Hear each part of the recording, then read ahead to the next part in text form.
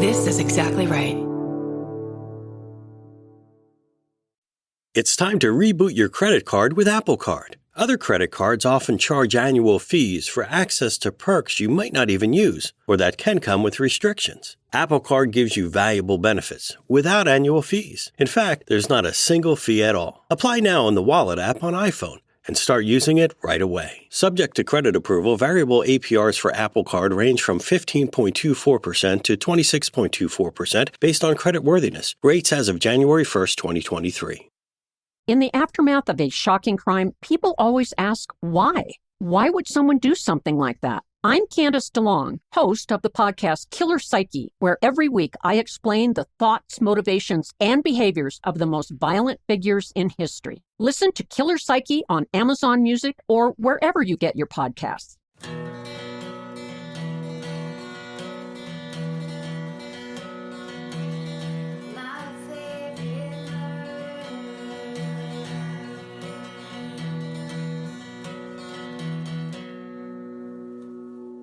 Hello and welcome to My Favorite Murder. That's Georgia Hardstark.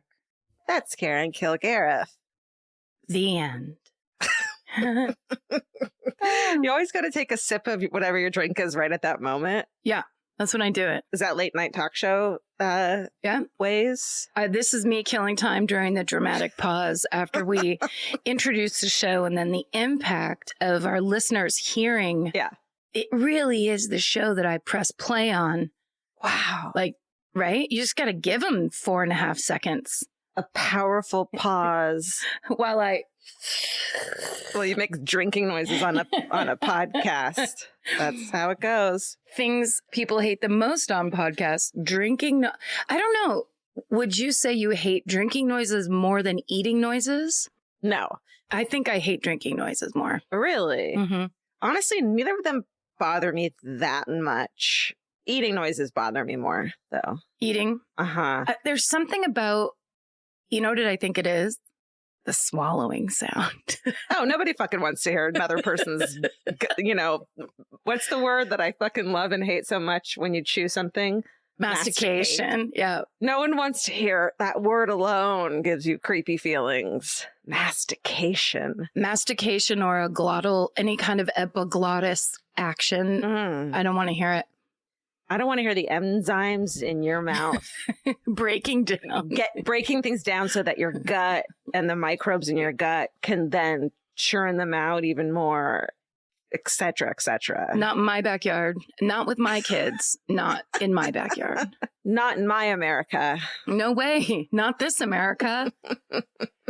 What's going on? I'm going to get comfortable, let my hair down. Well, can I tell you about that I finally did the homework that I wish I had done years ago, but it didn't exist years ago when I made the mistake.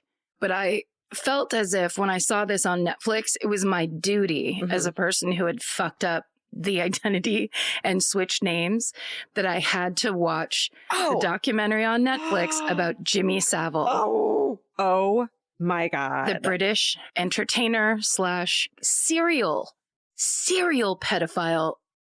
Also, but actually sex pest to the max. Right.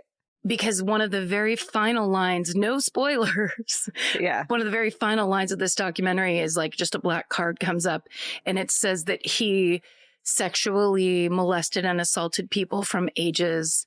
And it was something like 7 to 75 or something horrifying. I mean, it is really bad. Yeah. And now I just want our listeners to know the mistake I'm talking about. I simply will never make that mistake again. Yeah. Because I know who Jimmy Savile is now. My God, that documentary is done really well. So much so that I tried to get Vince to watch it with me. And the trailer made him so creeped out and uncomfortable that he wouldn't watch it. I've watched like one episode and it's incredible. And just the whole time you're like, what the fuck? How? And obviously the how is fucking this institutionalized, allowance of people with fame and money and charisma to get away with whatever they want. And who align themselves with do-gooders and doing good. So they align themselves with charity or they align themselves with volunteerism.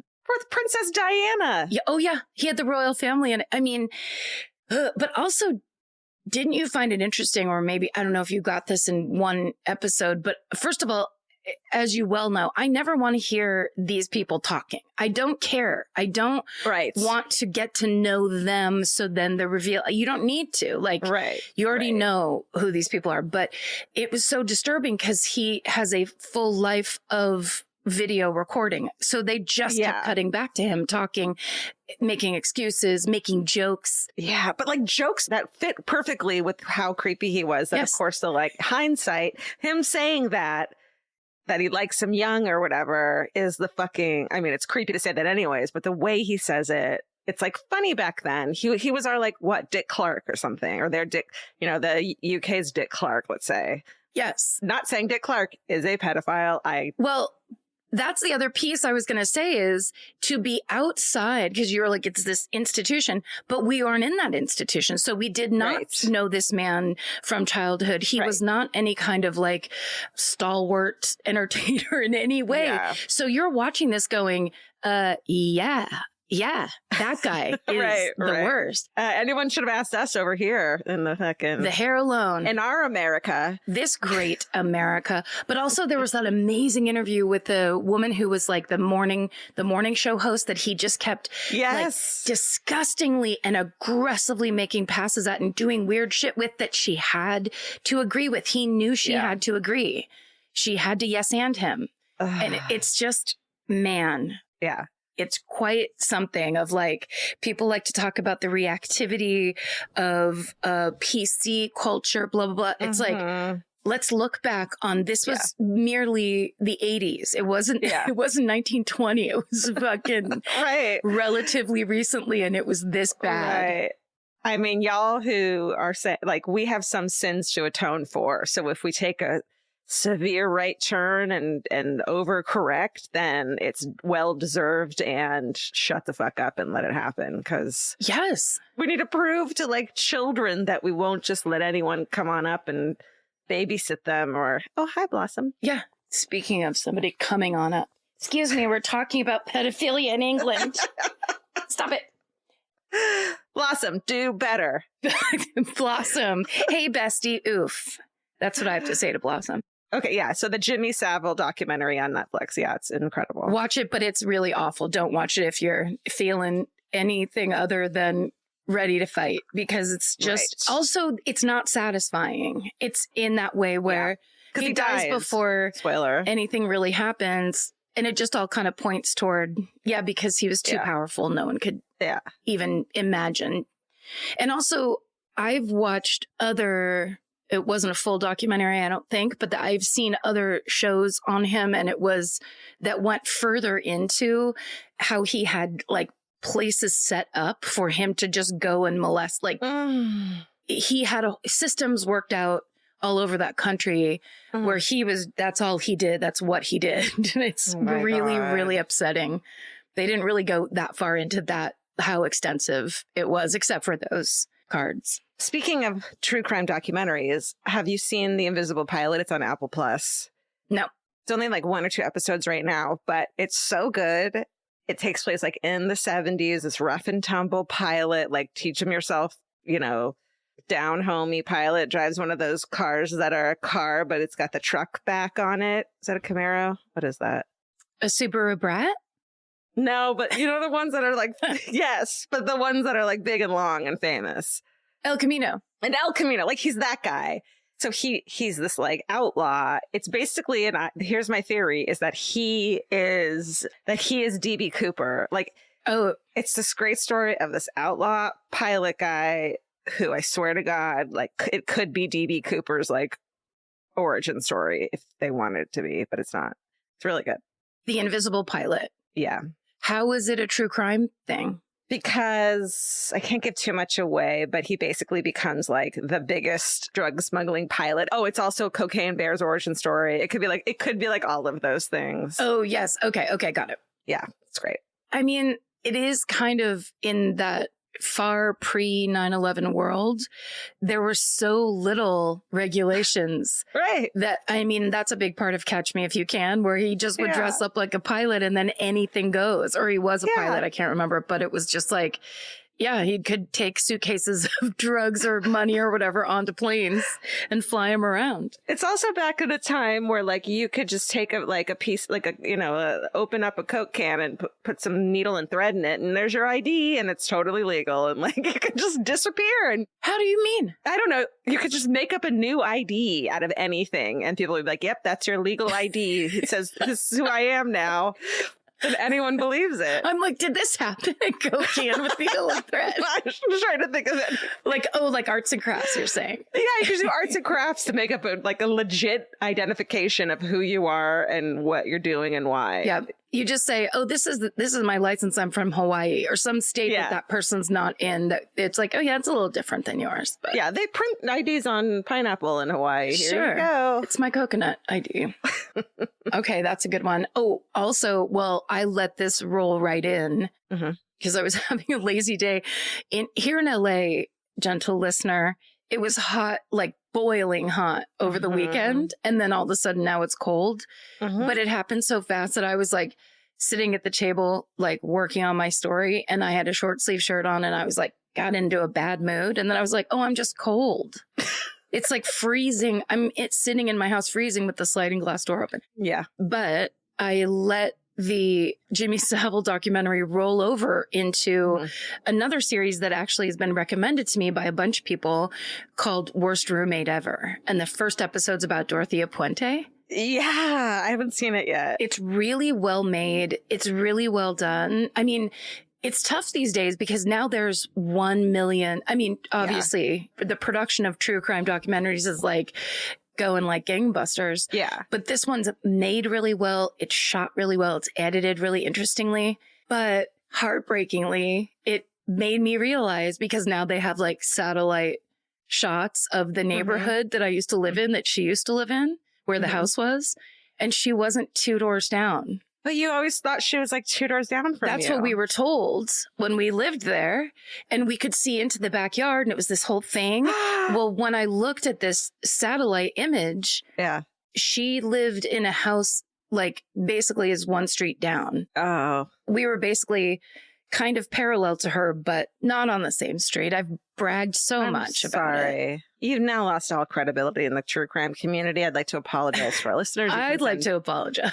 Hate mail to my favorite murder at Gmail. You know what's so funny about like that documentary sounds great. But I was talking to our friend Bananas Scotty Landis at a party recently about how all true crime documentaries are about people swindling people. It's about murder sometimes, but mostly it's about like the Tinder swindler and this pilot, you know, who did all this crazy a lot of swindling lately. Yeah. A lot of that. Yeah. And even like even Jimmy Savile, it's like, or Savile, it's like swindling people. It's like really the name of the game these days. Right. Because I think, which is the same as this show or any true crime, is like, we want to talk about who does stuff like this and talk about what they're like so that you could recognize that type of person if they come into your life. Right. So Vince just walked in the room the moment you said that. Hi, can you close the door just a little bit? Thank you. So you can recognize them as they come into your life, and then Vince walks in. It's like the biggest, like, she should have known. Karen told her right when he walked in the door that. The fateful. Yeah, totally. That's all we want, is to be able to have like goggles, like swindler goggles on. I mean, to me, it's just, don't be so impressed by rich people or private planes. It's not that big of a deal. It's not that big of a deal. What we've been trying, if we have not been trying to teach you anything in the past 6 years, it's that. Literally, it's like in the Tinder swindler, and you didn't really watch it, right? No, I watched it. Yeah. Oh, well, what I loved was that those women, they like swiped whatever the correct direction is on Tinder for him. And then immediately it was just like, look at his Hermes belt. Right. Look at his Gucci blouse. Right. He must be successful. Right. And then he's like, I want to take you to a different country on a private plane. And they're like, I think he's the one. And it's like, well, how about you unpack your reasons for why that would matter so much to you? I think unpacking the reason you're 27 is the biggest deal. Because I feel like a lot of us 40, 50-something-year-olds would be like, I don't like him. Right. And any Hermes fucking belt can be faked with a tin can and some fucking thread. Yes. Everyone knows that when you're over 40. It can be your ID and your belt buckle. I just think that guy was so unappealing. Truly. So unappealing. And also a guy you're trying to date who calls you honey.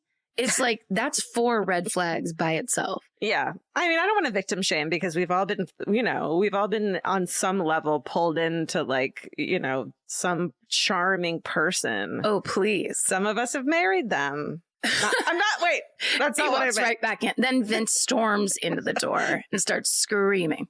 I'm blushing. Okay, go on. I'm not judging the victims. Also, you get to like what you like. So, like you can't help it if you're attracted to somebody because you didn't have money growing up and suddenly they're like, I can pay for anything. Right. That's a huge relief and it's an attraction, whatever. Also, like if you had a grammar school teacher who had a big curly hair and a big thick mustache, you might like those people. Like we can't really control those. What are you saying? Well, Mr. Cephala was kind of hot. No. He sounds like Bob, from Bob's Burgers? Bob Belcher? No, what's the painter guy? Pretty little. Bob Ross. Bob Ross. He's actually the perfect combination of those two men. But I'm just saying, you can't help who you're initially attracted to, but you can have better standards than just money and like assholes that spend money like to be showy because it's never a good sign. Yeah, 100%. In my opinion. You got to get those people that are like hiding their money in the couch cushion and they're just like, I don't know, want to go to the drive-in? You're just like, this guy. And then you find out he's a billionaire. Oh my God. Happily ever after. Let's see. I have to reiterate, speaking of TV shows, I talked about this a couple weeks ago, but I just finished the season this past week. The last episode aired. The fucking show Severance on HBO is one of the best like seasons of a show I've seen. And I found out that, hold on one second. Ben Stiller, John Turturro, Adam Scott. Well, Ben Stiller is a producer. He's not even in it. I thought he was the director. That's what I meant. It's a different thing. Britt Lower, who's so good, who was in Man Seeking Woman, she was a sister, but it was created by Dan Erickson. And when I talked about it last time on the podcast, Hannah Crichton, our producer, texted me and was like, we went to college together. It's his first show. And I am blown. It is so good. The last episode was like one of the best season ending episodes I've seen. Like, I can't fucking recommend it enough. It's sci-fi. It's creepy. It's weird. Season finale? You're looking for the word season finale? What did I say? But that's what I meant. What did I say? Series ending? Series ending, sure. And I've heard tons of people talking about it. I am in the second episode now. Okay. And I'm getting it. And I'm also trying to stay away from people talking in detail about it. Yeah, don't. Right? Don't. Yeah, it's great. That's good. It gets, oh my God. Watch. Yeah, it's like a perfect little package of a season. I got so bummed when it ended. But it got renewed, so great, yay. Oh, good. It made me, that first episode with the low ceilings and fluorescent lights. Yeah.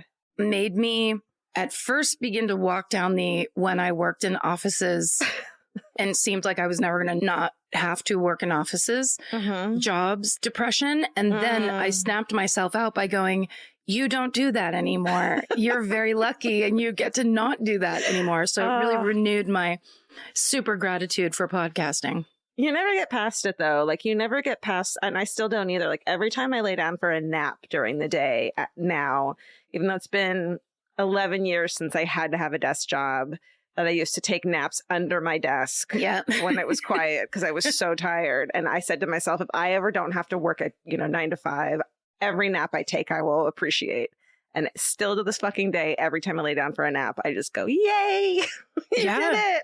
Yes. And it can be done. You don't need a college degree. No. You don't need a ton of things, apparently, according to me in Georgia. There's many things you can lack and still get there. Right. Just a little chutzpah and a friend. Good idea. Uh-huh. And some other people who also like the thing you like. Right. That's it. Yeah, it's that easy. Oh, Speaking of Game of Thrones, a thing that other people like. Your new podcast, your new Game of Thrones podcast. Mm-hmm. I have a Game of Thrones update. It's been a while. I am no longer interested in Game of Thrones. Oh. I got to season 6. Okay. Almost. You'll just be back. Can't. No, You'll be I won't. No, I won't. Yeah. I can't care anymore. It just got so boring.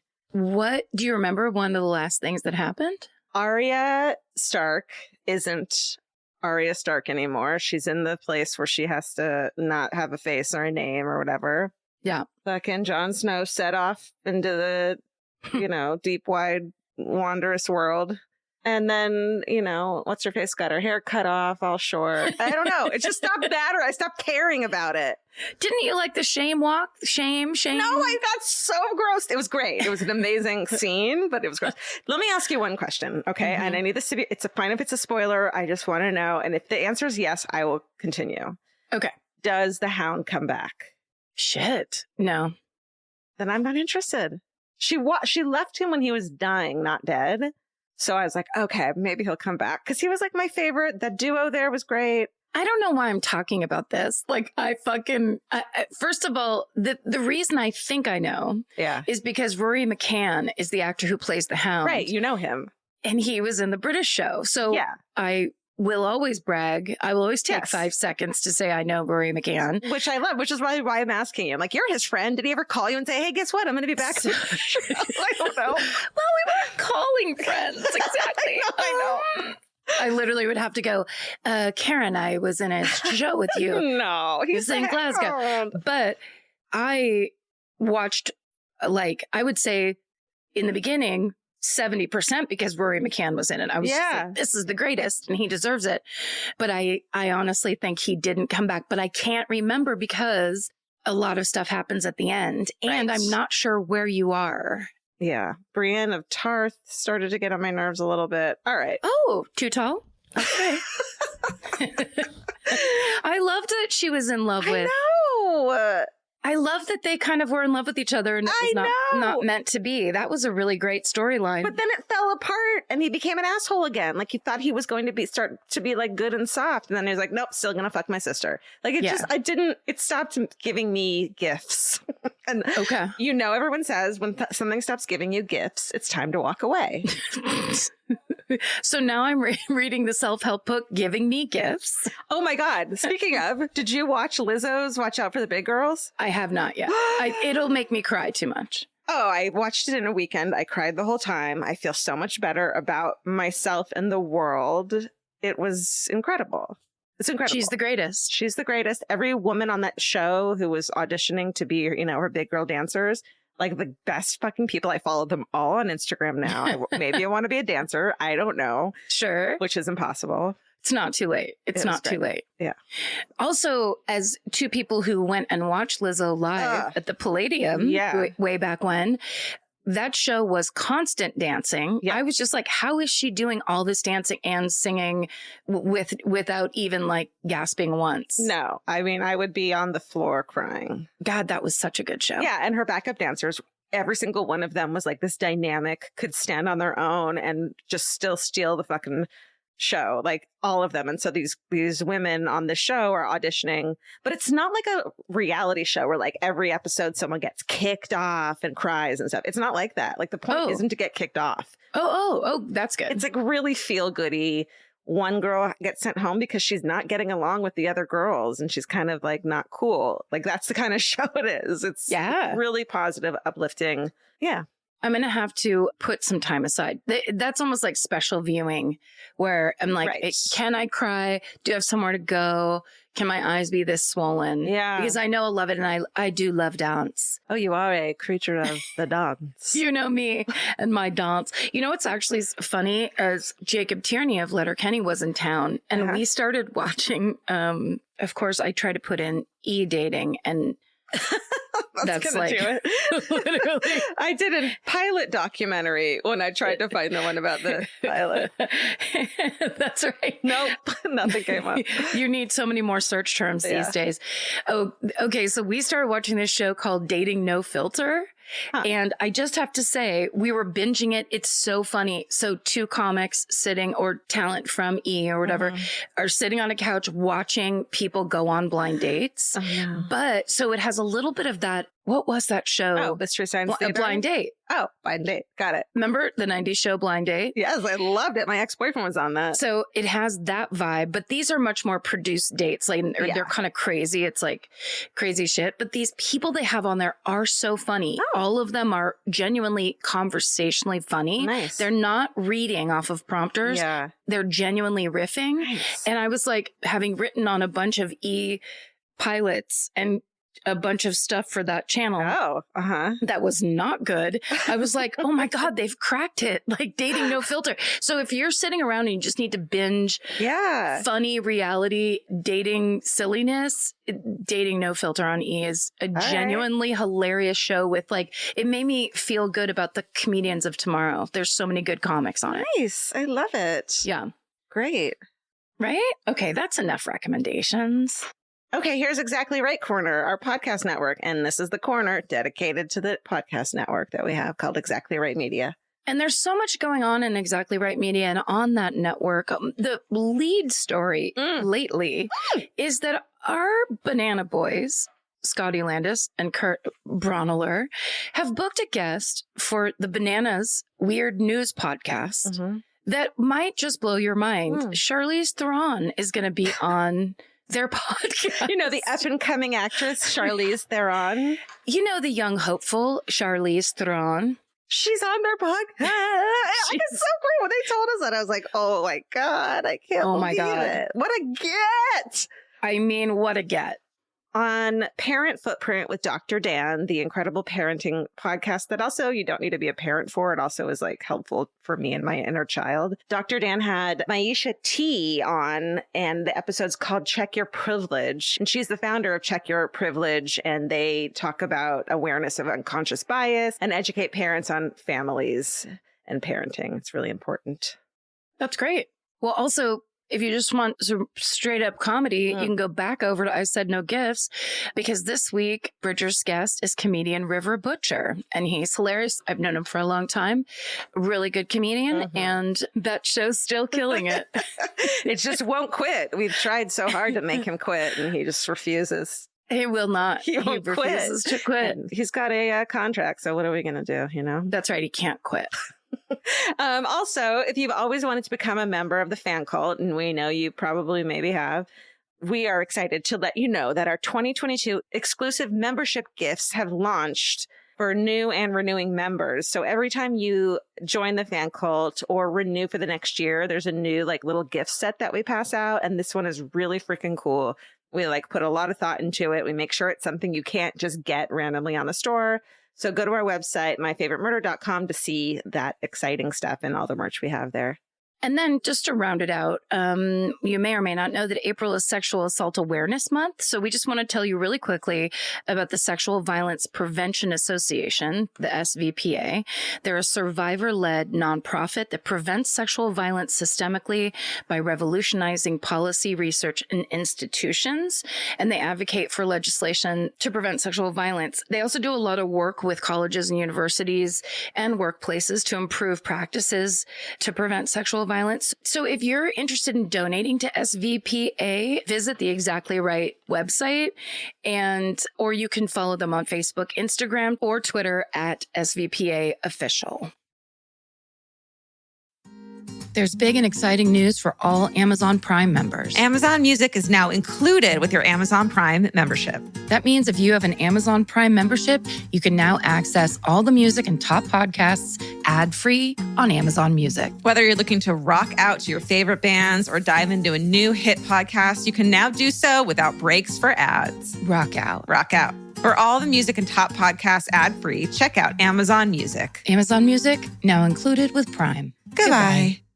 Jill Evans has it all. A big house, fast car, and a great career as a decorated police sergeant in Wales. But when it comes to love, she can never seem to get things right. And after multiple failed engagements, Jill's starting to think it's never going to happen for her. that is until she connects online with a charming, handsome, successful man named Dean Jenkins. From the outside, there may be some red flags, but Jill doesn't care. He is the one. And just 6 months in, Jill finds out she is pregnant, and they make plans to spend the rest of their lives together. But the night after Halloween, Jill receives a shocking text that will change everything. And what she reads threatens to take away her dreams of happiness, her career, and maybe even her freedom. Wondery and Novel's new podcast, Stolen Hearts, tells the intricate love story of Jill and Dean and how opposites really do attract. Follow Stolen Hearts on Amazon Music or wherever you get your podcasts. And hey, Prime members, you can binge the entire series ad-free on Amazon Music. Download the Amazon Music app today. Goodbye. Georgia, this week I'm going to go classic serial killer story, and he's one not a lot of people have heard about, I don't think. Yeah. Although, well, I'll just start to tell you about it. But It's a fascinating area, and the reason that I first picked him is because he is called the National Forest serial killer. His name is Gary Hilton. Do you know that our stories have a connection this week for like the first time ever? For the first time, Hannah called me and she was just like, this happened and it happened accidentally. I swear to God, I did not do this on purpose. She was like, it'll be okay if we do it this way and this way and this way. And it'll happen and it'll be great. And I'm like, I could do a different story. She's like, no, this will be great. Yeah. Well, there's just this weird overlap that, like, especially for a serial killer that isn't famous and isn't well known, except for once I was reading through this, I was like, oh, actually, there's some pretty well-known things that have come out of this. It's strange. Okay, so let me just tell you about it. It starts New Year's Day 2008, and we're in Georgia. And a 24-year-old woman named Meredith Emerson decides to go hiking with her dog Ella on the Freeman Trail in Vogel State Park, which is in Georgia's Chattahoochee National Forest. But neither Meredith, who is very athletic, she's an avid hiker, she was also trained in martial arts, or her dog Ella come back home like within her normal time. This is something she did all the time. She hiked a lot. She was very outdoorsy.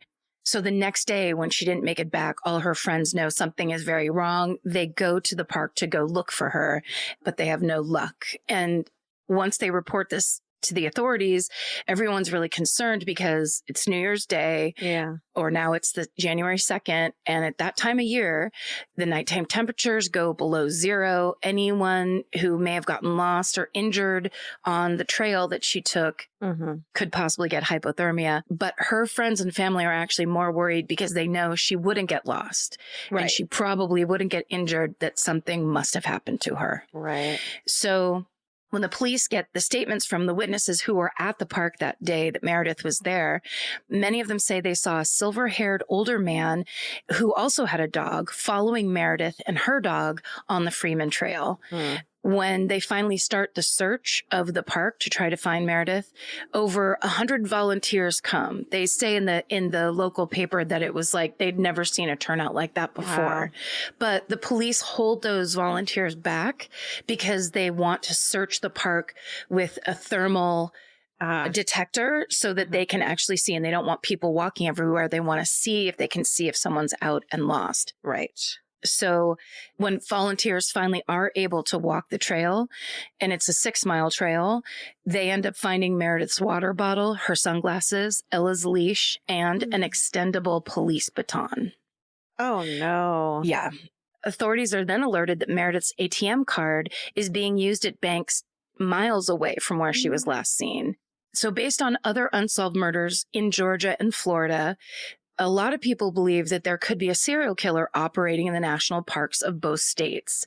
And authorities in North Carolina actually start watching the news about Meredith's disappearance. So they go wide with this description of the silver-haired man, and it's all on the news. And the authorities in North Carolina are like, oh, this is interesting, because they've recently had a case where an elderly couple who loved hiking also disappeared from a national park. And this couple was last seen talking to a man with silver hair who was wearing a yellow jacket. So police end up running the tags on a car that was in the parking lot that had been seen that day, and they discover that it's registered to 61-year-old Gary Hilton. Gary Hilton is a bearded, silver-haired man known for his violent temper, and he's also known to often take his dog Dandy on walks through the forest. Oh, God. So only one day after investigators identify Gary Hilton as a person of interest in Meredith's disappearance, her dog Ella is found alive. She just walked into a grocery store, and that grocery store was 60 miles away from where Meredith was last seen. Holy shit. Yeah. So now Ella is safely returned to the Emerson family, but there's, of course, still no sign of Meredith. And police start looking into the background of Gary Hilton. So Gary was born on November 22nd, 1946 in Atlanta, Georgia. His parents, William Hilton and Cleo Reynolds, actually did not have a happy marriage. Gary never meets his biological father, partly because his father's away serving in the military when he's actually born. And then soon after that, Cleo, his mother, discovers that her husband has 3 other wives. Oh, shit. Yeah. So Cleo leaves her husband. She takes baby Gary, Gary, and she goes to work selling window coverings, which it involves a lot of traveling. She has to leave Gary with friends. And then she finally just starts taking him with her, and they don't have like a permanent home. He doesn't go to one school. They just travel all over while she works. But when he's a kid, apparently Gary is very good. He's a good kid. He's very, very intelligent. But when he's around 8 years old, classic. Like, this is actually following the classic. Yeah. Because also, remember, the Golden State Killer's father had multiple families? Yeah. Who was also in the military? Totally. There's some weird parallels. When Gary's 8 years old, he gets hit on the head so hard. And now, if you're squeamish, you're not going to like this next part. Okay. He's partially scalped. Holy shit. He ends up having to get 200 stitches on his head. Oh my God. An 8-year-old. An 8-year-old. So then following this, Cleo notices that he's becoming more hyperactive and more impulsive, and he has difficulty focusing. So it is classic hit in the head. Classic, the old triangle. Someone's triangle of The dark triad. It's the dark triad of head injury, wetting the bed, setting things on fire, killing animals. You know, a triangle. You know, a triangle of like what sounds like 5 things. Okay. So in 1953, Gary's mother marries an Argentinian horse trainer named Nilo DeBag, and they settle in Tampa, Florida. But as great as it sounds to have an Argentinian horse trainer as your dad, this guy has a temper. He's overly strict with Gary in a way that Cleo isn't. I mean, this new man resents their close mother-son relationship. The marriage is fraught with conflict. And in 1958, the family moves to Hialeah, Florida. The tension builds over the next 6 years. And then in 1959, 13-year-old Gary shoots his stepfather. Oh. Yeah. Nilo is only wounded, and he actually declines to press charges against his stepson. Wow. Gary is sent for several months of inpatient psychiatric care, followed by a period in foster care, before returning home to attend Miami Springs Junior High School. So he's still a child, basically. Yeah. Then when Gary's in his mid-teens, his mom sends him to live with family friends for a couple years. And then when he gets back, he reports his mother being cold and distant. Now Gary's failing miserably at school. He has a short fuse, clearly. He's having problems. So in 1964, 17-year-old Gary drops out of high school. He enlists in the U.S. Army, completes airborne training, and gets his GED. He is stationed in Germany, and I read an article about this he was in this like group that was doing stuff with nuclear bombs, and very high pressure, very kind of scary, a scary reality to be in. And it's around this time that Gary starts hearing voices, and he basically ends up having a schizophrenic breakdown, essentially. They honorably discharge him in 1967. And when he returns to the United States, he comes back with his new German wife. Her name's Ursula, but their marriage falls apart in a couple years. In 1969, 22-year-old Gary marries a woman named Sue, but they divorce in 71. He gets his chauffeur license in 1970. He's going to be a chauffeur. Everything's great. He's resetting. He's realigning. He's manifesting his destiny. But then in January of 1973, he gets a DUI. He loses his license for a year and he never reapplies. So he's off. In 1977, Gary marries what would be his third wife, Dina Baugh, who divorces him a year later. In March of 79, he tries for number 4, marrying a woman named Betty Sue Galloway. She divorces him 7 months later. Damn. So they're lasting shorter and shorter period.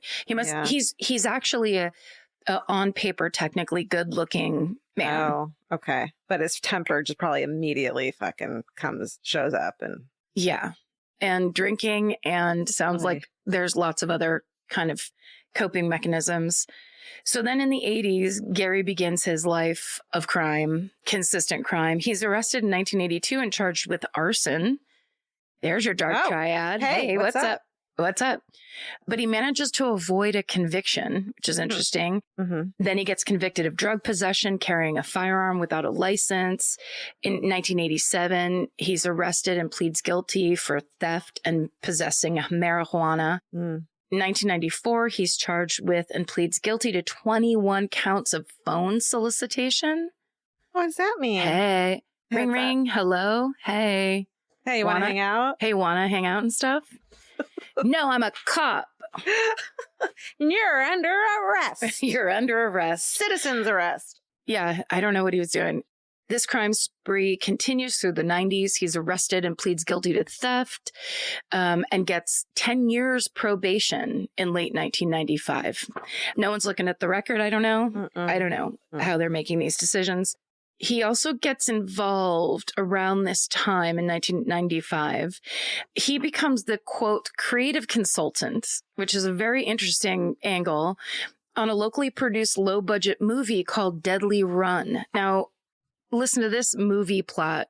Okay. It's about a man who abducts women and flies them out to a cabin in a remote area where he releases his victims in the forest so he can hunt them down. You did that story. Yes, it's the Butcher Baker. Holy shit. In Alaska. So this serial killer worked on a movie that stole the plot line, which, I didn't look it up, but I don't know if 95, it had already all been processed. But weird. Who's that director that was like, hey, you know who I need to creatively consult on this? Yeah, you know who knows a lot about murder and torture? Yeah. Being a creep in the forest. Right. So after this era, Gary starts drifting from place to place and job to job until around 97, where he finally finds steady work with an insulation and siding business in Atlanta. And he stays there for the next 10 years, mostly because his boss, a man named John Tabor, also gives him a place to live. So I think he is finally able to settle down a little bit. But he has a problem with anger, and it comes up all the time. In 2004, the police are called after a man sees him savagely beating a dog in a public park. And it turns out it is his dog, Dandy, the one who he is known for enjoying taking on walks in the forest. Dandy. In 2005, he abandons a van on federal land in White County, Georgia, and doesn't answer a citation for the offense. So a warrant is issued for his arrest in the federal database. And then in 2007, things sour between Gary and his boss, John Tabor, when Gary threatens to kill John if he doesn't pay him $10,000. So Gary then finds himself not only unemployed, but homeless, and he now begins to live out of his van. And this brings us to 2007. So now we're going to go to 3 months before Meredith disappears. She disappears on New Year's Day of 2008. Okay. 3 months before that, on October 21st, 2007, a retired couple named John and Irene Bryant, who are both in their 80s, they decide to go for a hike in the Pisgah National Forest. The Bryants have been married for over 50 years. They live in Horseshoe, North Carolina, and they love to go hiking together. On October 21st, they park their maroon Ford Escape SUV at Yellow Gap Road near Route 276, and they never make it back to their vehicle. So when 2 weeks pass without any word from the couple, their family reports them missing. Henderson County Sheriff's Office immediately launches a search that includes a helicopter and cadaver dogs.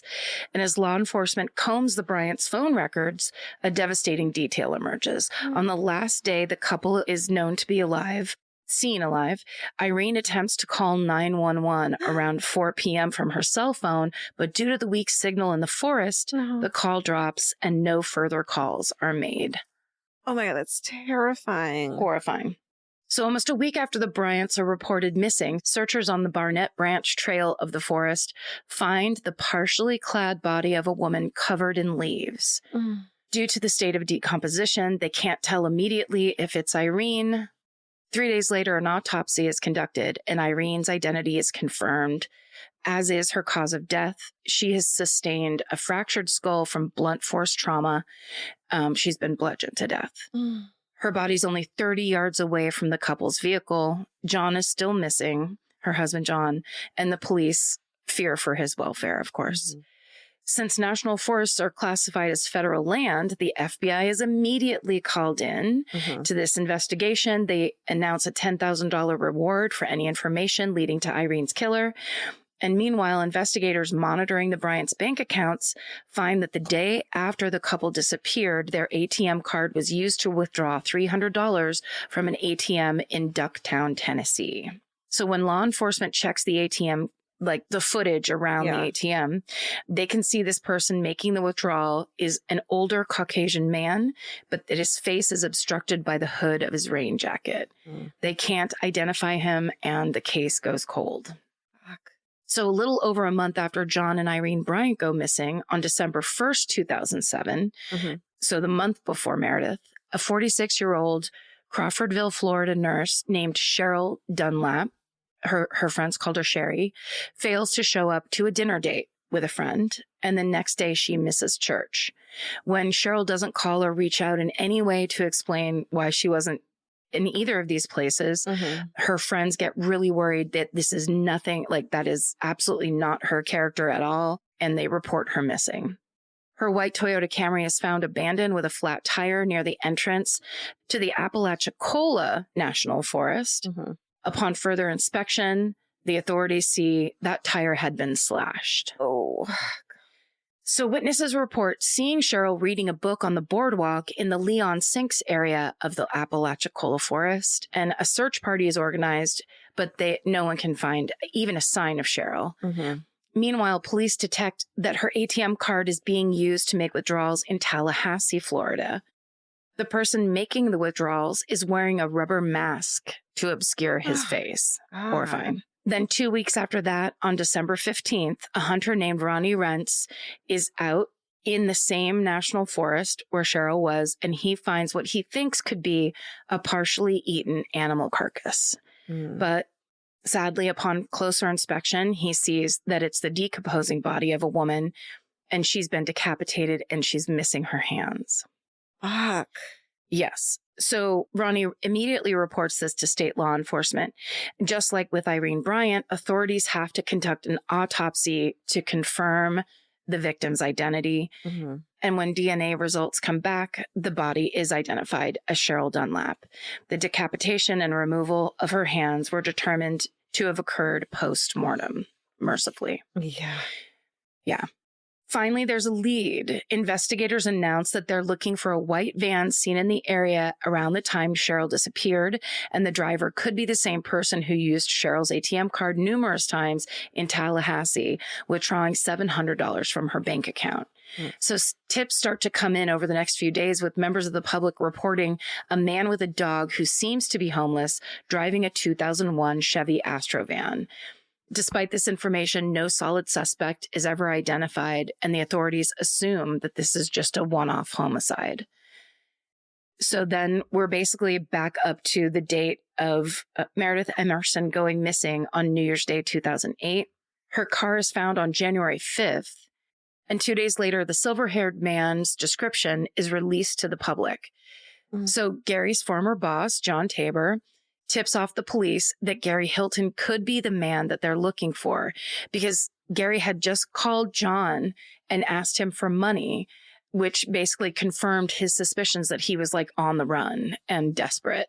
Can I say, like, I wonder if Meredith ran into him beating up his dog like he had done in that park that one time and tried to stop him, or if he used his dog as a way to be like, look, I'm friendly. We both have dogs. Yep.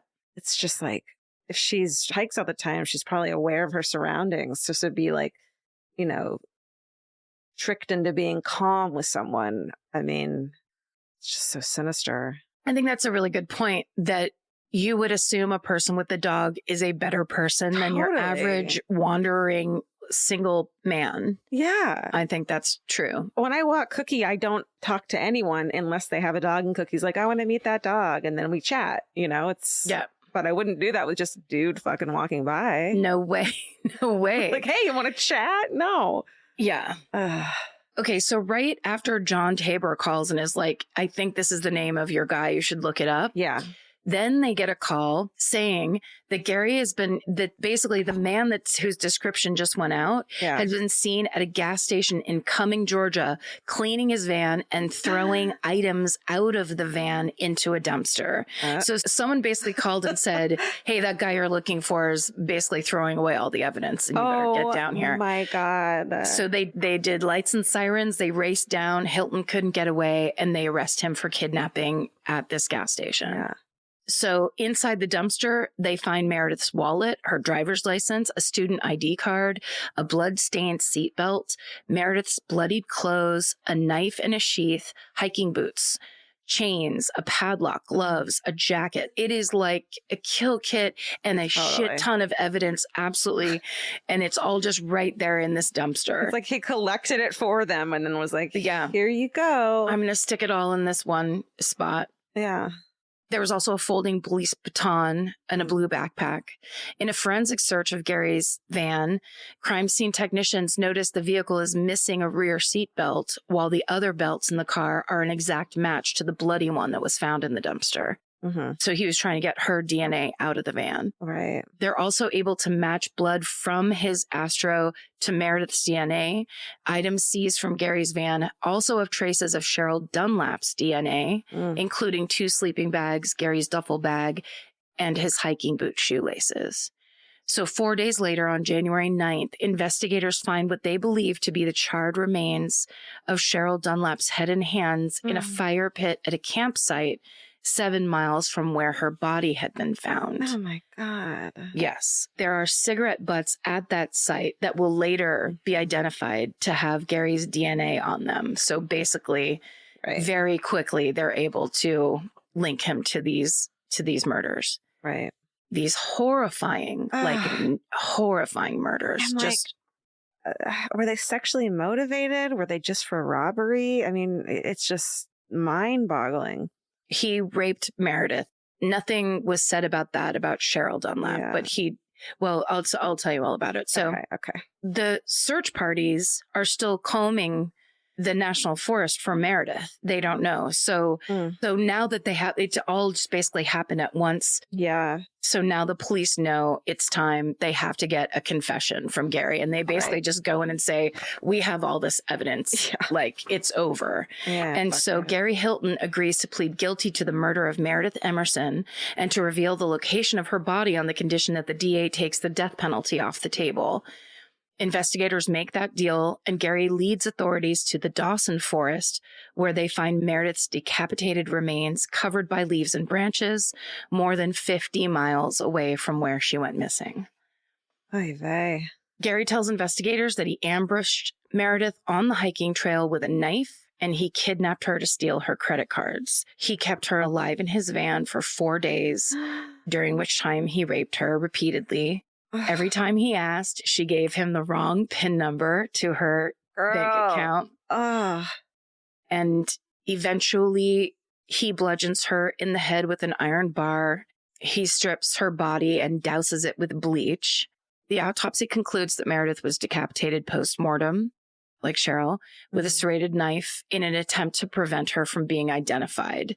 Gary then put her head in a bag and hid it nearby. He tells police that he couldn't bring himself to kill Meredith's dog. Oh my God. Wow. Wow. Wow. Wow. Right? He also testified that she fought fiercely for her life.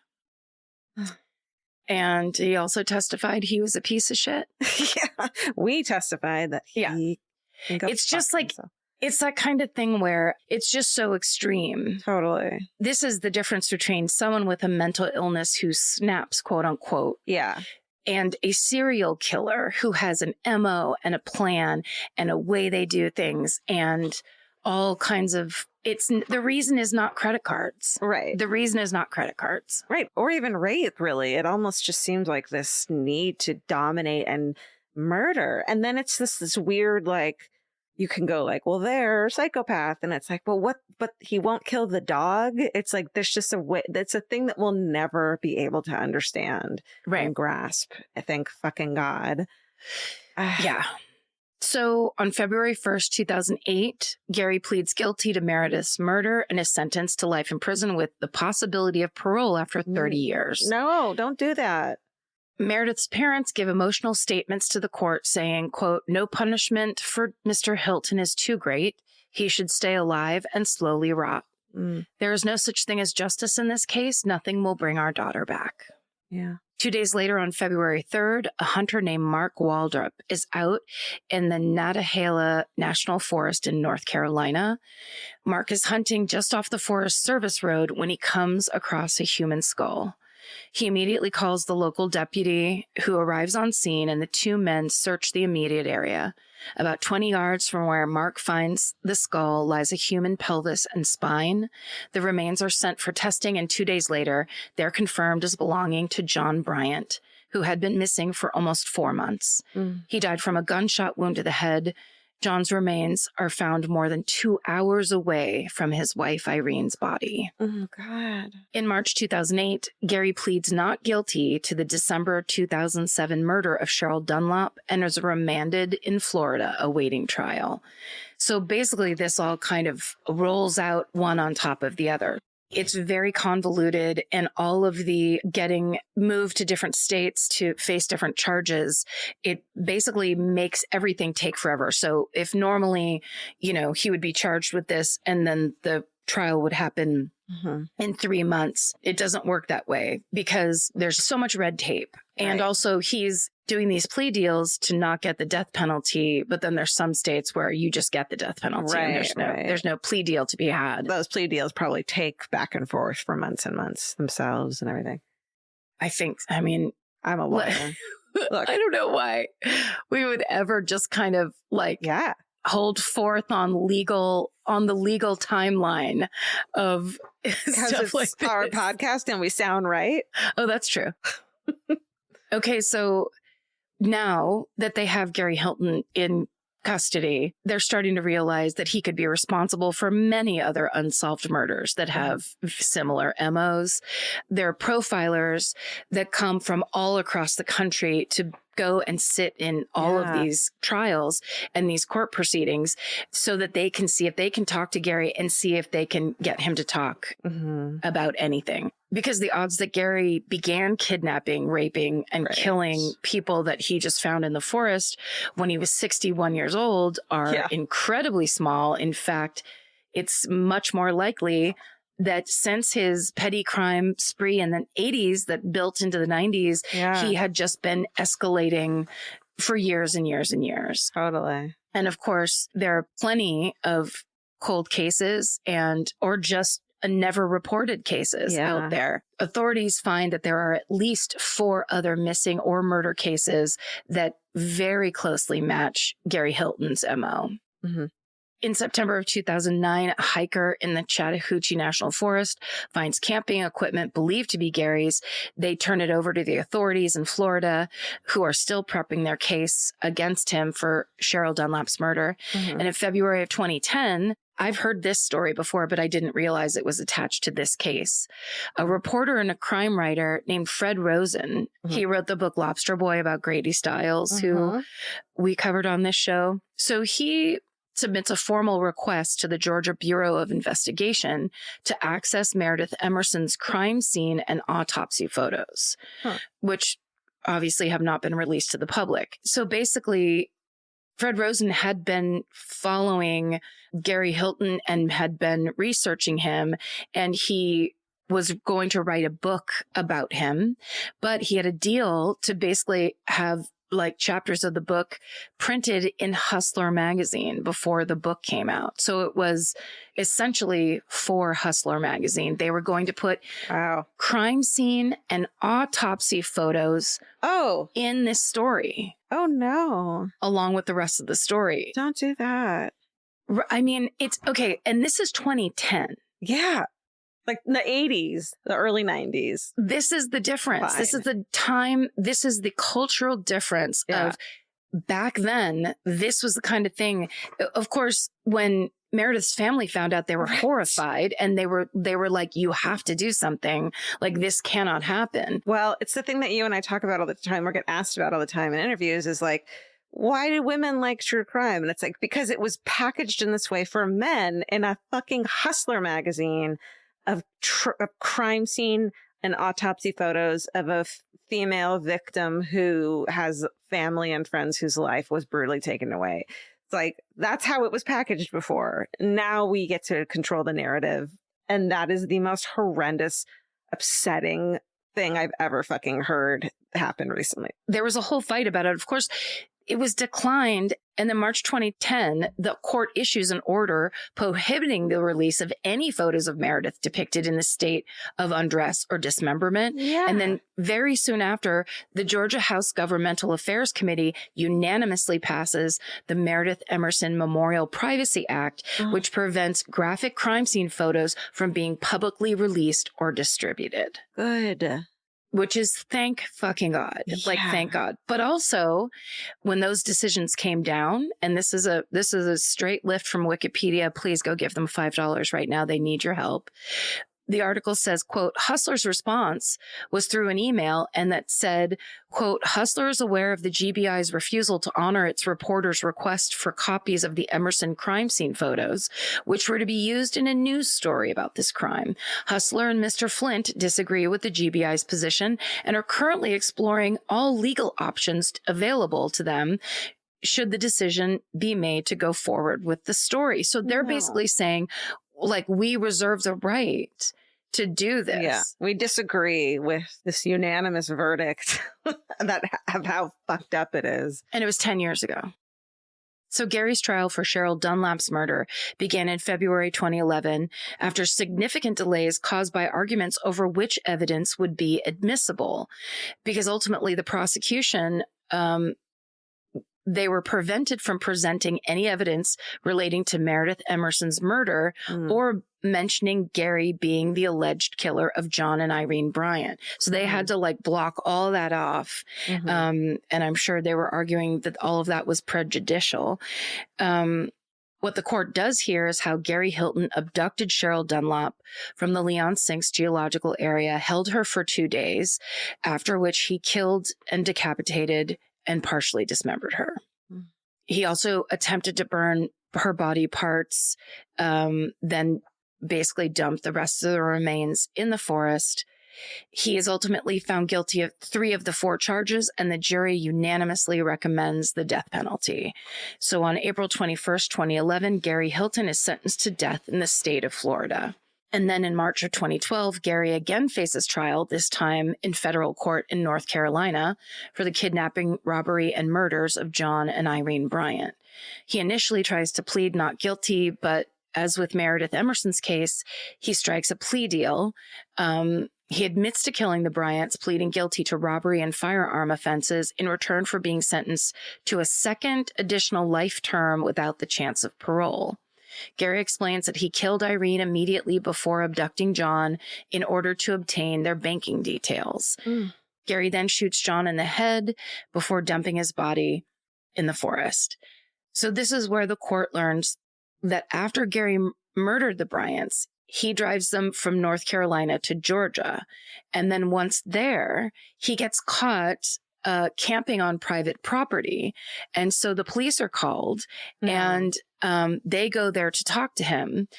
But authorities are only required to run his license against the state database, not a federal one. Oh, no. So that outstanding federal arrest warrant from 2005 doesn't show up. And Gary is let go with a warning, and he continues on to Florida, where he kills Cheryl Dunlop. So sadly, that could have been prevented but there's no systems in place to check federal warrants. Right. That's just sad. It's just like a sad, yeah. Yeah. In January 2016, the statute covering Florida's death penalty is struck down by the U.S. Supreme Court. All Florida executions are put on hold. 10 months later, the Florida Supreme Court reverses that decision, so Gary stays on death row. He remains there to this day at Union Correctional Institution. Fred Rosen did publish a book in 2011 called Trails of Death: The True Story of National Forest Serial Killer Gary Hilton. And there's also a Dateline episode called Mystery on Blood Mountain. And that is the shocking and horrifying story of Gary Hilton, the National Forest serial killer. Wow. Wow. I mean, there has to be more victims. So I was going to say how shocking it is there's such a small amount of victims, but it's like, because that's just all that's happened. Like that's all that's come to light so far. Correct. Right? I mean, that's it.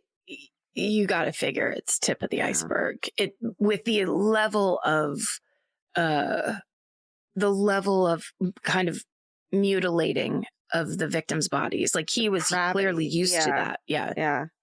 My sources for this story today are an article by John Ostendorf from the Asheville Citizen-Times, an article by Nick Corbett in the Tallahassee Democrat, an article from the Atlanta Constitution by Tim Eberly and George Cheedy, an article from the Asheville Citizen-Times by Mike McWilliams, WCTV article by Julie Montanaro, and, of course, both the Wikipedia Gary Hilton page and the Murderpedia Gary Hilton page.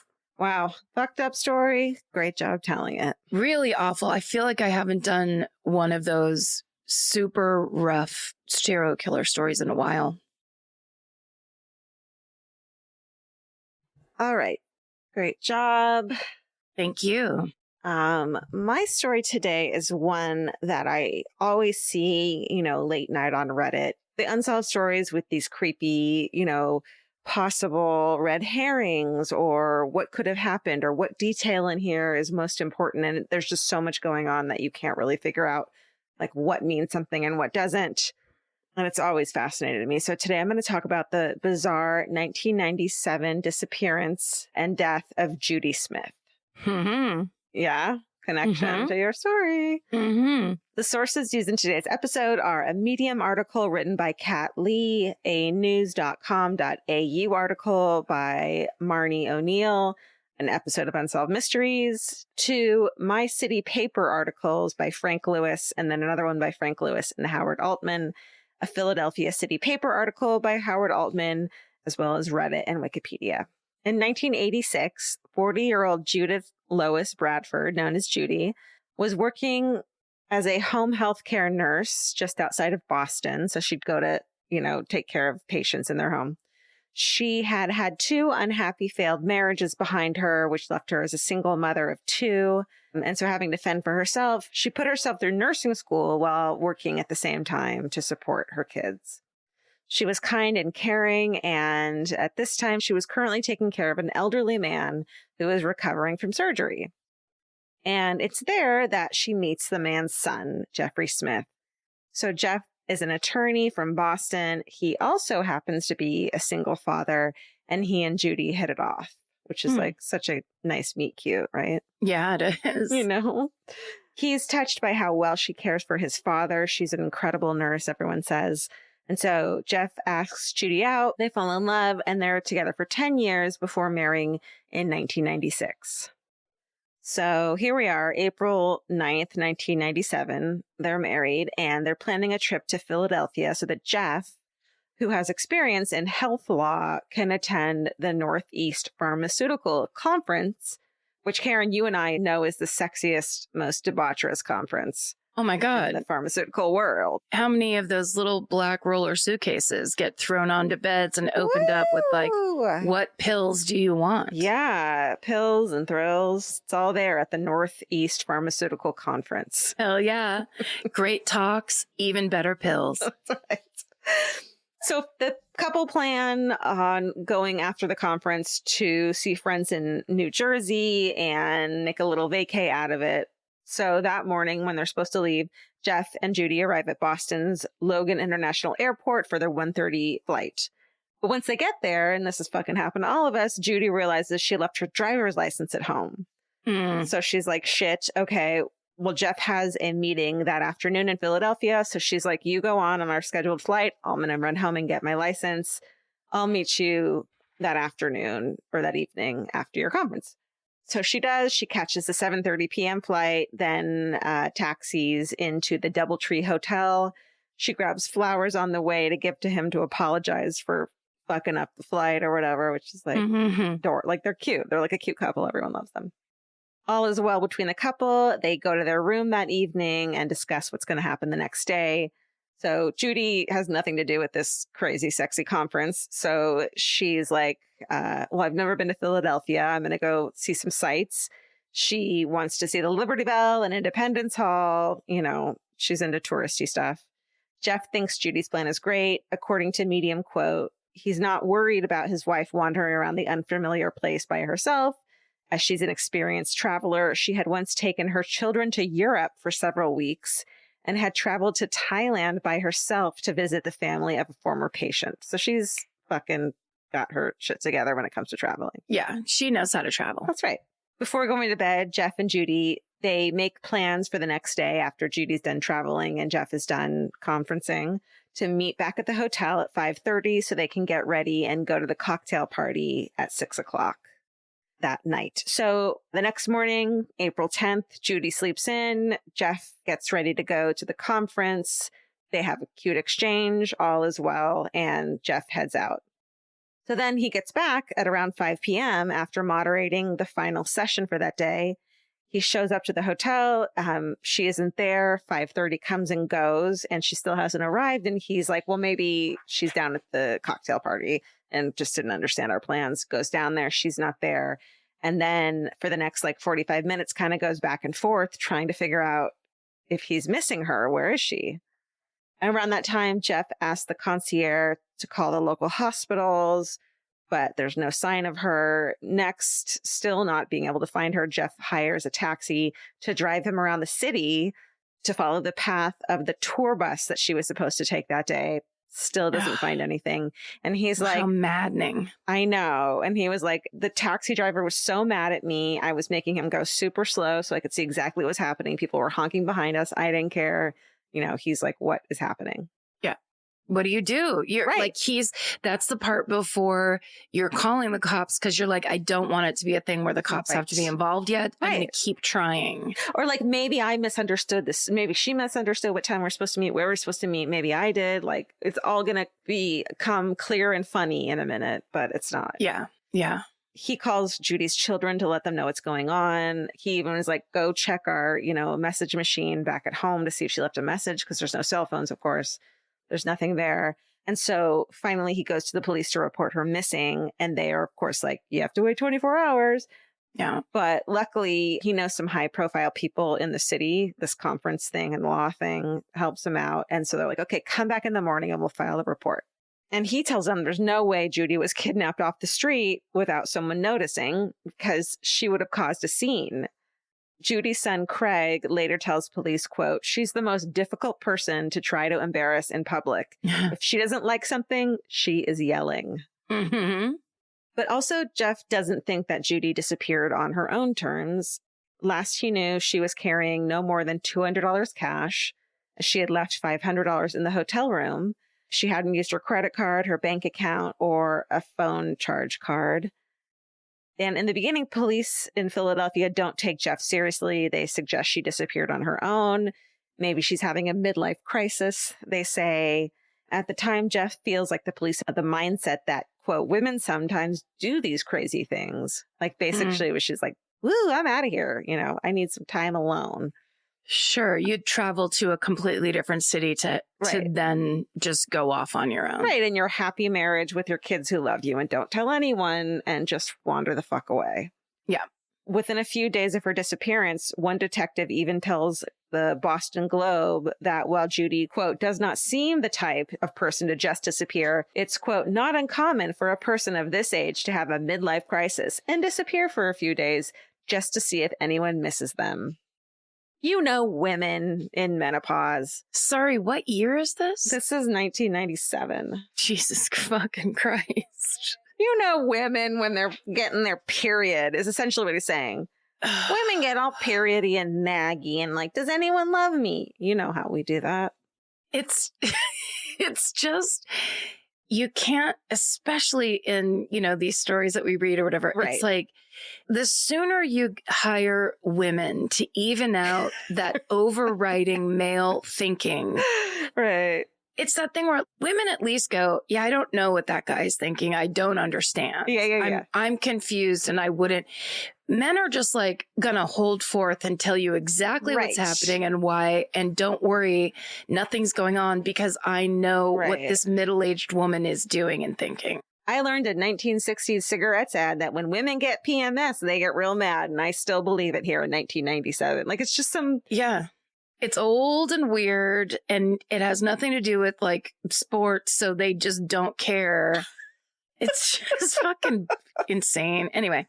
Yeah. It's just irritating to hear it over and over again. It's irritating. Right. Especially knowing that that wasn't the case. Yeah. Because you're opening the door to be wrong in this way that you're being condescending, you're being illogical, and you're wrong. And now you're a bad cop or detective. Yeah. All right. But with no sign of Judy, the midlife crisis theory goes away. And detectives, of course, start to investigate Jeff, the husband.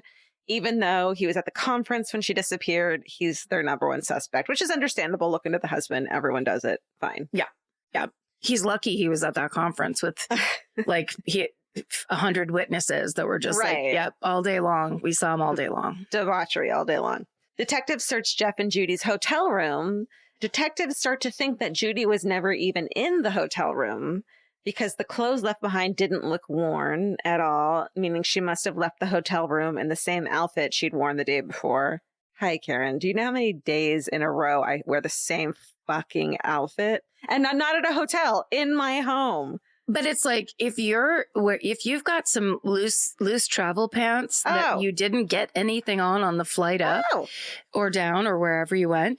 Yeah. Or they just don't notice. Maybe she folded her shirt that was from the day before back up and put it in the suitcase. Do you know how many adorable, like weather and area appropriate vintage dresses I bring? You do know because you've traveled with me a lot. I do, actually. Yeah. That do not even come out of my fucking suitcase the entire there. And I wear, what are they called? Tight jeans and a t-shirt the entire time. Why would I get in a dress?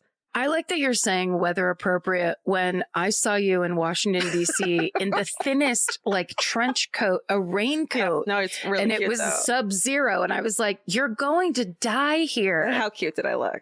It was vintage. I looked like Carmen Sandiego. It was fucking adorable. You look like Carmen Sandiego went to Antarctica. Thank you. Uh-huh. Also, there's no cosmetics in the room. So they're like, there wasn't a woman in here. Jesus Christ. Like, come on, man. They're in her purse. What the fuck are you talking about? Wear them. She's 50-something. She's a casual lady. Her purse is her signature red backpack. That's what she wears around town. She has a nickname for her backpack. She wears it so often. Maybe she doesn't care about makeup. It's all in there. But also, how long are they staying? It's the weekend, right? So you're not bringing, you're going to wash your hair with the hotel shampoo. Sure. Like, it's shit like this. They don't know. It's like, oh yeah, the less I carry, the better. Yeah. That's good traveling. And if she's good at traveling. Or not every woman wants fucking wingtips and on their eyes and fucking red lipstick. You know? All right. So they start to believe that Judy never even made it to Philadelphia. Like the whole story of her losing her ID on the way, forgetting it, is like a made up thing too. But Judy's 2 adult children tell detectives that what they found in the hotel room is totally typical of their mom. And they also don't think Jeff is responsible because Judy, quote, loves Jeff and the pair get along very well. Still thinking that Jeff is involved, though, they ask him to take a lie detector test. Police say he refuses. And then Jeff's like, actually, I said I want the FBI to administer the test. Otherwise, I wouldn't take it. And they said no, so he declined. So you got to check details, people. Yeah. Trying to narrow down the last time anyone saw Judy, detectives talked to possible witnesses. So based on these conversations, here's what we know about what Judy was up to after Jeff left that morning for the conference. A couple people in the lobby had seen her, and they also confirmed with the driver of the sightseeing bus that Judy had been on it that day. She had hit different tourist attractions and then got off the bus near the DoubleTree Hotel later. At around 3 p.m. on the day of her disappearance, a witness near the hotel said they saw Judy acting, quote, disoriented. During all of these sightings, Judy was wearing a dark coat, jeans, white sneakers, and that signature red backpack that she always wore. Police received many other tips, including the day after her disappearance. Judy was seen in the Deptford Mall Macy's in New Jersey. A salesperson and a customer both described Judy to a T, including her red backpack. They told investigators that Judy said she was shopping for dresses for her daughter, who never liked any of the clothes she picked out, that she said specifically. According to Medium, the customer and salespeople said Judy was acting strangely and seemed unstable. As she left, quote, she tried to get a younger woman to leave with her. She seemed to think that the woman next to her was her daughter. So there's some disorientation going on. Judy's family believes that the Macy's sighting is credible, especially since Judy was known to buy clothes for her daughter. And there's also an hourly bus that runs from Philadelphia to that mall. It's not that weird that she would have been there. However, Jeff can't figure out why she would go there. The only thing he can think of is that she was suffering from a dissociative disorder like amnesia, and that's why the witnesses maybe thought she was disoriented and unstable. Numerous people reported seeing Judy at Penn's Landing in Philadelphia. They realized that the sightings might have been of an unhoused woman in that area who looks like Judy.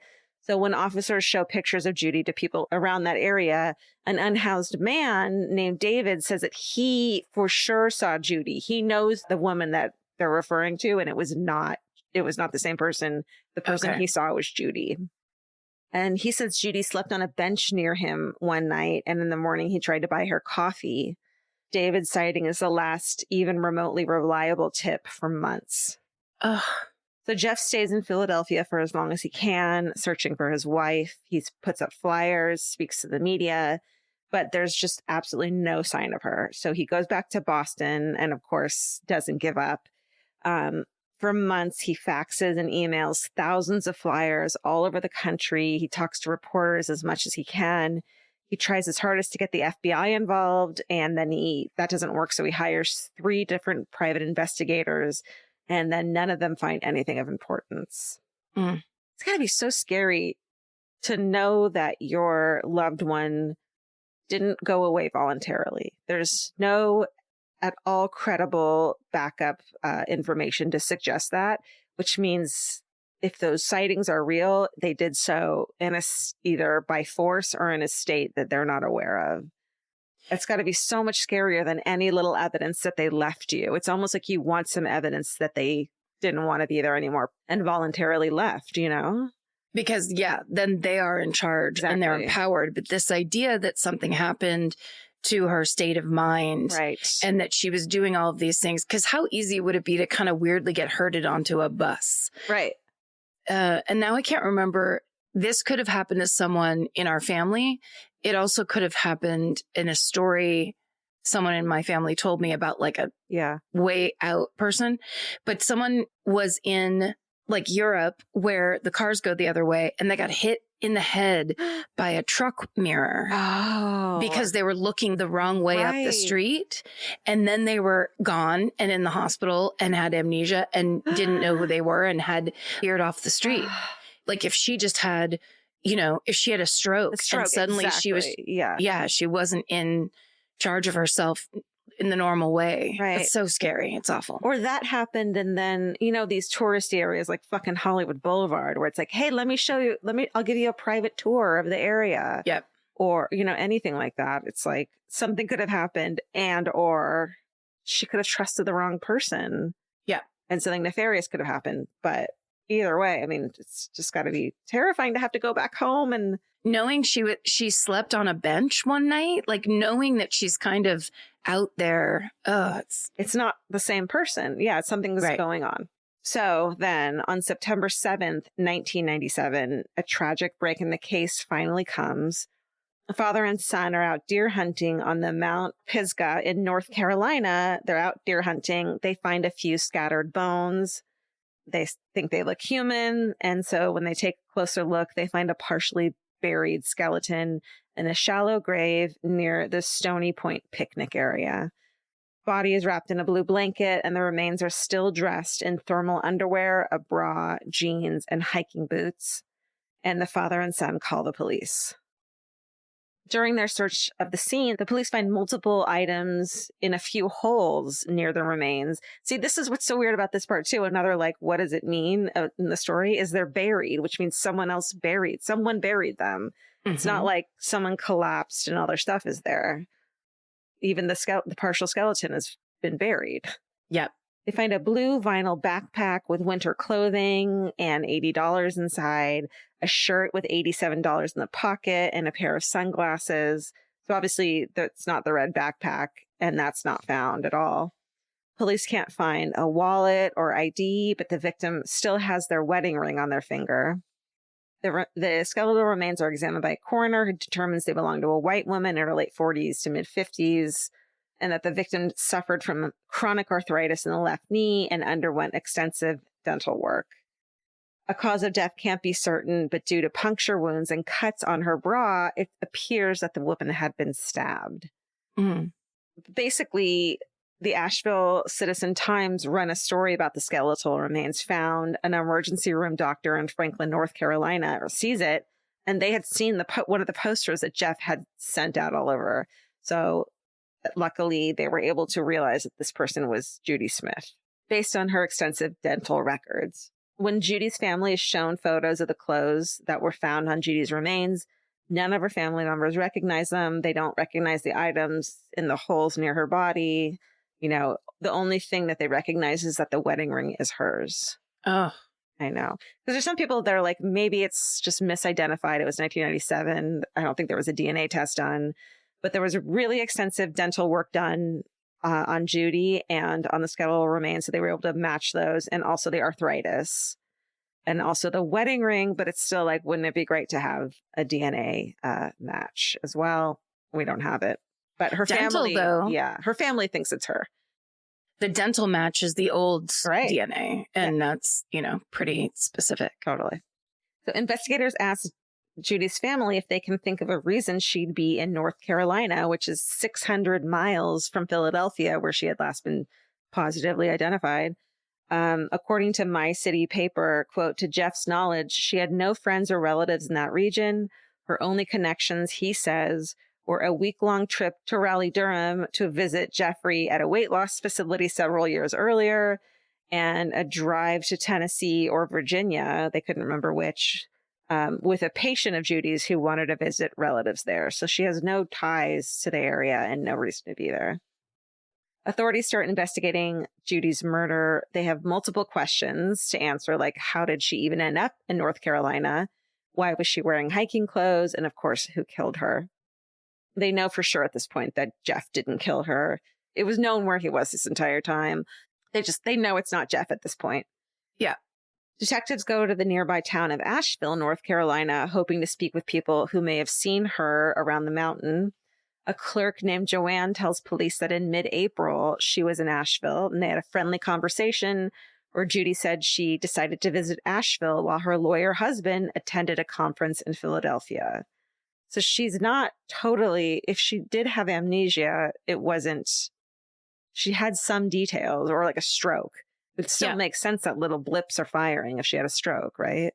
Yes, for sure. A stroke seems to me, from the little I know and a couple people I know who have had strokes, it's a physical problem that then, you kind of come back from. Right.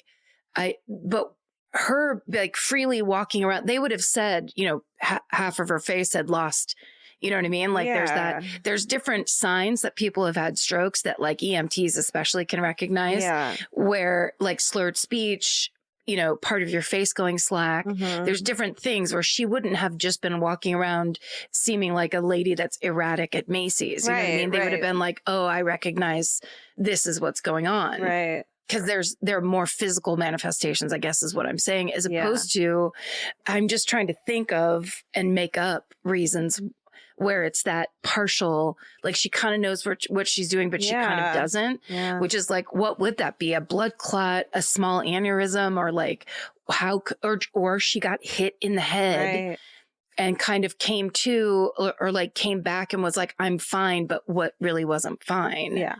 You know what it kind of reminds me of in a way, although clearly like two totally different stories, is What Happened to Aunt Diane, that documentary, where she just completely changed personalities 100% and did something totally seemingly out of character, but maybe it wasn't. We just didn't know about her real character, you know, all these little things.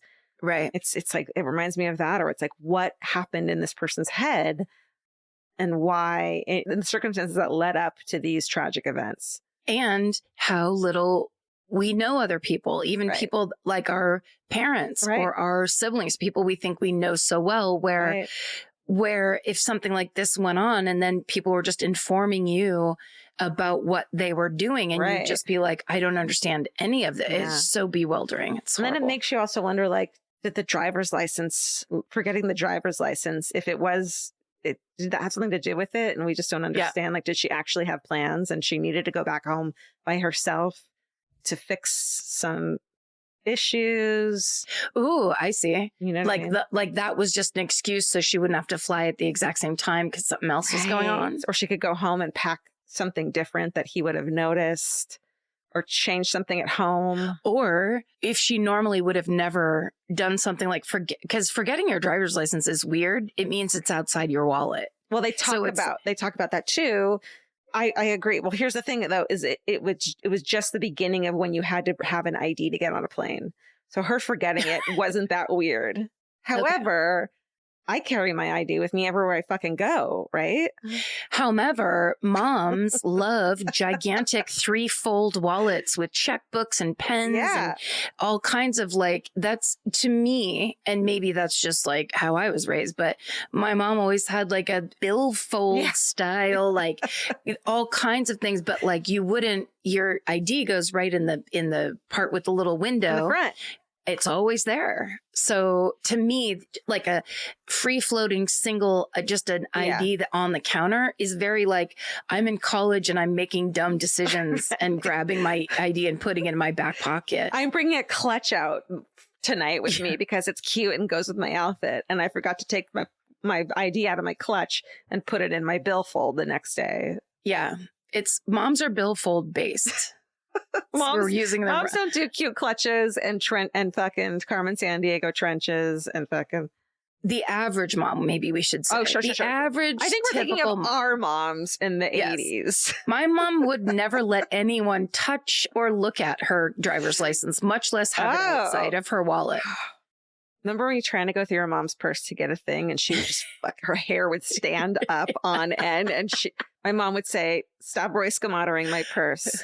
She gets so mad that she'd use a Yiddish word, which she roiskamatering. Stop roiskamatering my purse. That means like fucking with, you know? If your mom uses Yiddish words to yell at you, you're in big trouble. See, I think I was much more devious because I knew like you had to get money for the candy that we were going to go get at the store every single day. You had to like pickpocket at least 75 cents out of your mom's wallet in some way. So you had to be careful, real quiet. You had to plan it ahead. There's a lot of devious behavior. The sister would have to distract her with a dumb question that mom knew was bullshit. Oh my God. Bring her up the hallway so that I can get my Snickers money. Hey, Mom. Hey, Mom, can I ask you a question?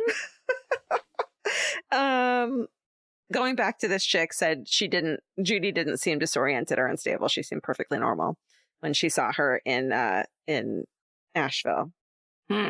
So there are numerous other people who saw Judy in Asheville, including a hotel clerk who says Judy stayed at the hotel from April 10th to the 2nd, and other seemingly credible sightings. And we know that eyewitness statements and sightings are always under, scrutiny because it's so hard to tell. But I think there's little details in each of them. And there's enough in this one small area that are credible that it does seem like it was her. I mean, I'll say this. It makes me feel relieved if she, in the beginning, was sleeping on benches, but she got it together enough to get some cash and get a hotel. At least she was indoors. Yeah. It's so, but where did she get that cash? And there was another sighting of her with a car. And there was cash on her. Yeah. And there was cash on her. Yeah. Yeah. In the end, investigators are unable to answer any of their questions. They have no idea why Judy was in North Carolina or how she got there. And they don't know why she was wearing hiking clothes. It does seem like she hiked up there by herself on her own accord because it was a kind of, up a hill, remote area. If someone had killed her, they wouldn't have brought her to that area. You know how they say, like, murderers don't carry their victims uphill after they're dead. It's just not a thing. Right. Yeah. So they have no idea who killed her. They have a ton of theories, like we discussed. And Sheriff Bobby Metford's theory is that Judy wanted some time away from Jeff, or she wanted to completely start her life over by disappearing, which who the fuck? It could be true. Who knows? Doesn't seem possible. Could be. I don't think a mother would just abandon her kids without a word like that, Also, she's being an in-home care nurse. Those are some of the most caring, considerate people there are. So I would think she would be like, if that were the case, she would sit everybody down and be like, guys, I gotta go for a while. The idea that you would do it and just leave everybody in the lurch and scared to death doesn't track with at least what I know from you telling me. And, at some point while doing either one of these things, disappearing on purpose or something going wrong, she was murdered. Mm-hmm. We don't know by who. One of the theories is that Judy was murdered by none other than serial killer Gary Michael Hilton, say it again. The National Forest serial killer. Tie-ins. We love them. Yeah. One of his victims was found around 10 miles from where Judy's body was buried. Oh. But this is 1997, so it totally fits with your theory. 10 years later. She was an early victim. Yes. Judy was early, Exactly. On the timeline. Wow. Authorities investigated this possible connection, but were unable to find anything linking Hilton to Judy's murder, but fucking stranger things, man. Sadly, Jeff Smith passed away in 2005, never knowing what happened to his beloved wife. And as of today, no one knows how Judy ended up in North Carolina or who killed her. And that is the mysterious disappearance and murder of Judy Smith. What a horrible, horrible way to lose your mom. I was thinking the same thing. I didn't put their names in the story, obviously, and I couldn't find anything about them, but heartbreaking. Fucking breaking. Yeah. And also just right when she finds new love and everything's kind of going great. It just doesn't, that's the other part that doesn't track. It's not like her and Jeff were married for 40 years and she was like, enough of this already. Totally. It seemed like that part doesn't. Yeah. They were going on this trip. If you're in an unhappy marriage, you don't go to his boring ass conference. You're like, I'm great. I'm going to stay home. Yes, that's correct. Like, she's like, I'll come with you. We can hang out at night. And then after we can go visit our friends in New Jersey. Like, that's a fucking happy couple, in my mind. That's a happy couple for sure. I mean? Yes. If I go with Vince to fucking WrestleMania just so I can hang out all day and then I'll meet up with him later. I didn't do that last weekend.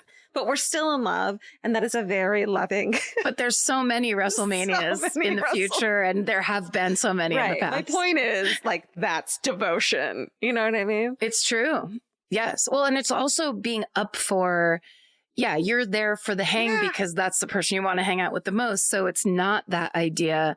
That's a really good point of if that whole thing of I need to get away. she had the opportunity to get away when he was going away that weekend. That's exactly right. She should have come to be like, bye, have fun, close the door, pack your shit, get the fuck out of there. Yes, you're totally right. Yes. There's lots of steps in between where, and this is why I hate cold cases. I know. Because it's all theory. Yeah. And then hopefully in some amount of years, there will be something that comes up. But that idea that you just have to kind of live in this, the weirdest story ever, that ended in murder. It ended in murder.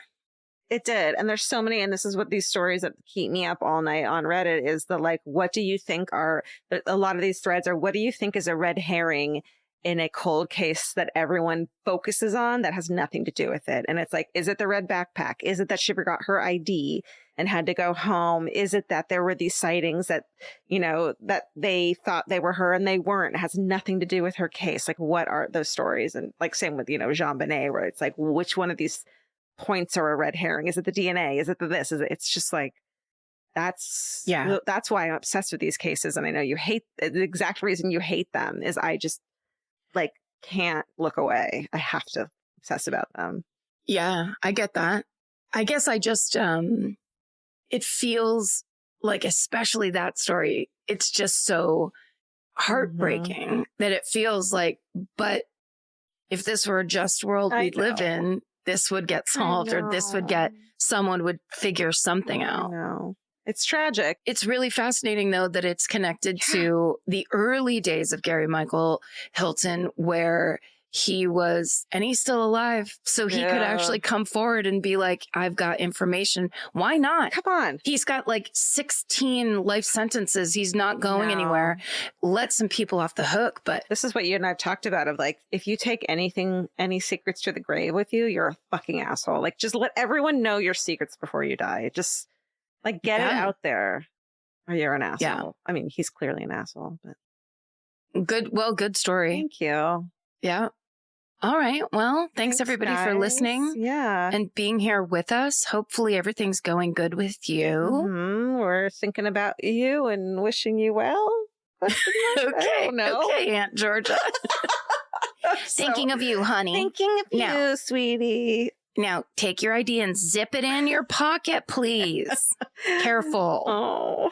Nobody hold loose IDs. That's just silly. Back pocket Don't do it. Is not a good place for an ID. Inside your phone case, if you for some reason it's loose, put it into the phone case and lock it back down. All these Gen Zers are like, Grandma, we fucking know where to put our ID. They're like, yeah, that's okay. We don't like help. We're Gen Z. Fine, then just stay sexy. And don't get murdered. Goodbye. Bye. Elvis, do you want a cookie?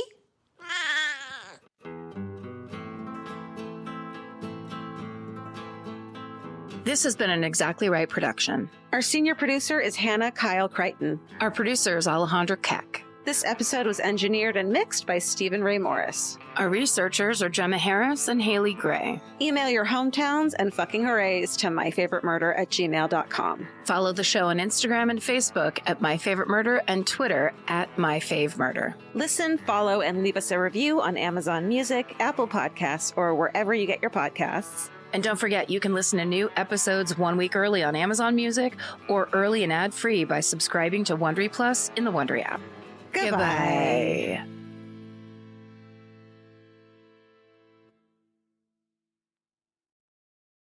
You've been listening ad-free on Wondery Plus.